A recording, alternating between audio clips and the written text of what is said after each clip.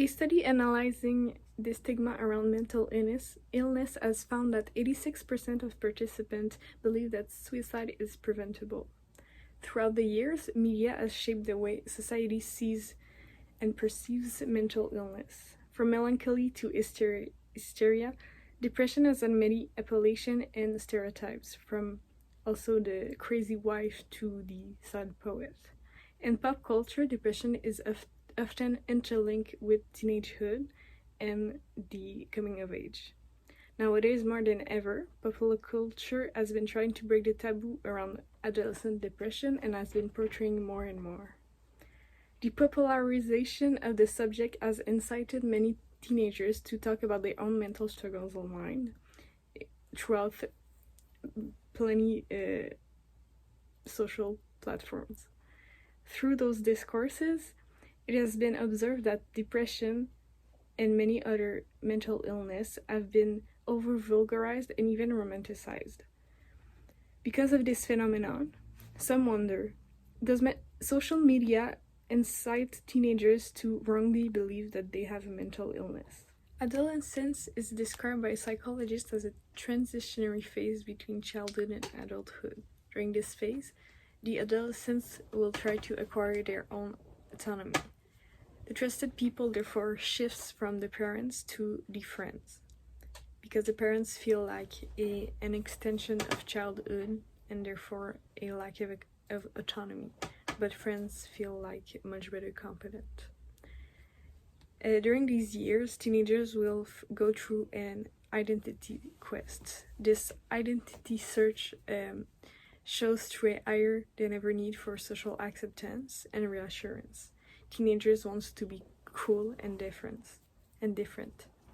They also develop a high sense of self-consciousness and feel like everybody judges them. Those sentiments are often cause the teenager to feel misunderstood and alone. And in an effort to feel more understood, adolescents will try to find communities or friends or any people who have similar worldview to them. Related to mental illness, struggling teens will often naturally gather together. It's a phenomenon that is seen in a lot of communities also, like a lot of immigrants, teenagers will gather together. A lot of neurodivergent people will also gather together. This is also related to mental illness. These people often have the same point of view and way to view the world. They also have similar culture backgrounds. These groups may ostracize themselves from the other people in their life because they feel different and feel that the groups in which they are part of are the only people that can understand them.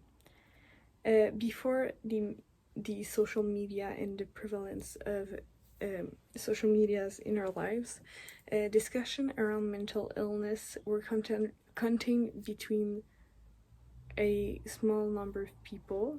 Most teens would only confide in their friends, and this shows through the prevalence of diaries or even sometimes diaries online. But nowadays people also share on social medias because it's much more attainable and it's easier than opening up to friends who might judge you. Teenagers feel as if they have more control when they are online, because if people judge them, they can just close their computers or cell phones.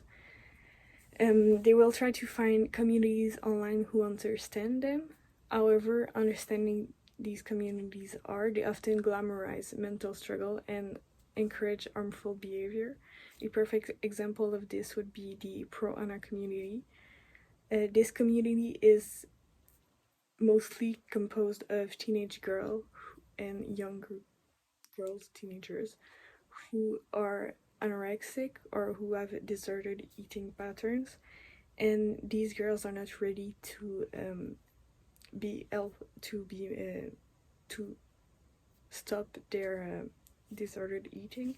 So they will regroup and gather on communities online, and they one another will build up and encourage each other to continue their disordered pattern of eating.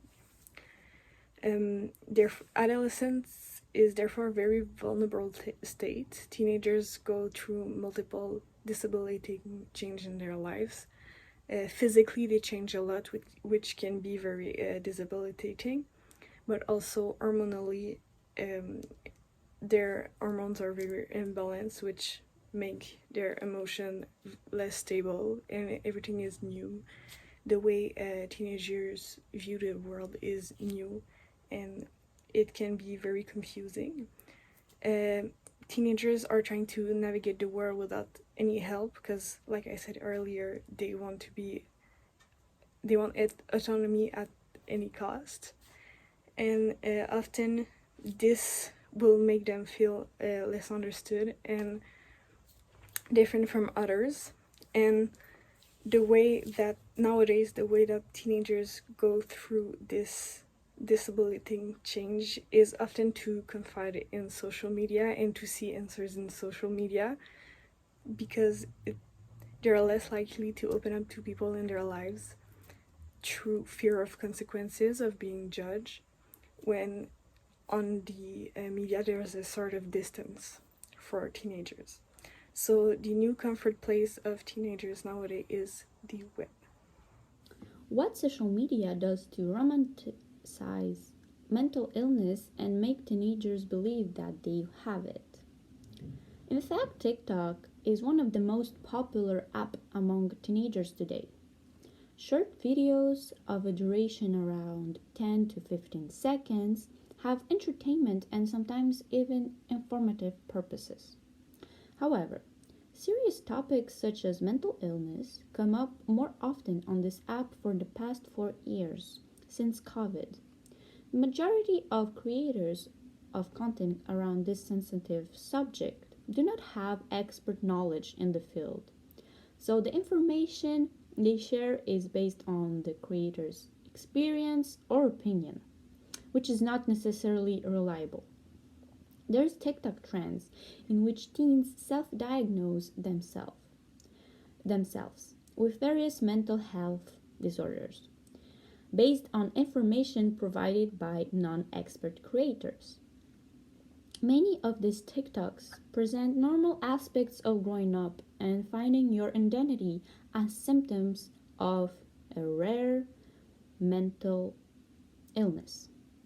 George, who is today 19 years old, confessed, "I learned to over dramatize my life because that's what I saw online. I saw small things, minor inconveniences, as the end, a dead end from which I can get out."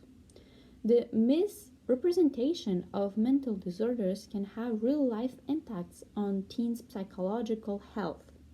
Indeed, teenagers tend to perceive the self diagnosed disorder as a part of their identity. They do not seek for help when they need it because being mentally ill is who they are. Nonetheless, social media make teens to want to have mental illness by glamorizing and romanticizing it. The integrating pop By integrating pop culture references and music that goes along with the video, it creates recognizable connections between the narrative and the sound. For instance, songs from TV series such as Euphoria, 30 Reasons Why, or The Virgin Suicide, which talk about mental disorders, suicide, and sexual assault, make the viewer emotionally involved in the content of the video. As well, social media transform an ordinary concept of what is psychology and mental health to an aesthetic one. It is a magical metamorphosis of the ordinary. The beauty of mental illness may encourage teens to view it as something of tragic beauty. Hollywood movies amplify this association by making a connection between mental illness and violence with a slightly romantic spin. The perfect example for that will be Twilight. This movie has a lot of fan communities online and it talks about a toxic and abusive relationship that has a happy ending. Sometimes movies translate ideas like love is the cure for mental illness or the idea to instantly snap out of depression by doing something fun. To sum up, the misinformation about this topic is and the transformation of something ordinary to an aesthetic make teenagers think and even want to have mental illness.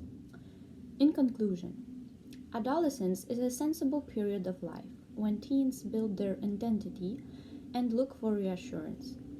Using social media becomes a way to feel understood and accepted. However, the same online space can become a dangerous source of information about mental health issues.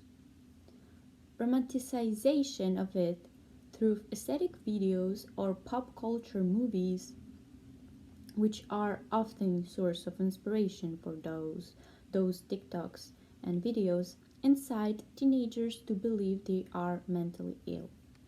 Talking about mental health is important, but the online trend to self-diagnose mental disorders make those who really suffer from mental illness blend in the mass of people who would like to be ill.